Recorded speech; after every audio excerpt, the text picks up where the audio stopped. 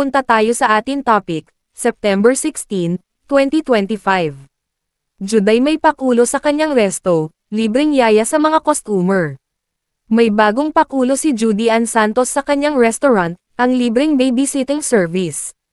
Sa isang video na ibinahagi ni Juday sa kanyang Facebook page, makikitang personal niyang hinahele ang isang sanggol na tinawag niyang cutest customer. May ganito po kaming babysitting services. Syempre, gusto ko namang ma-enjoy nung mga family yung dinner nila kasi it's not often na nakakapag-dinner sila together lalo pag may bagong baby, pagbibiro ng aktres habang karga ang sanggol. Agad na umani ng papuri ang video mula sa netizens na natuwa sa kabaitan ng aktres. Very good and kind-hearted Juday.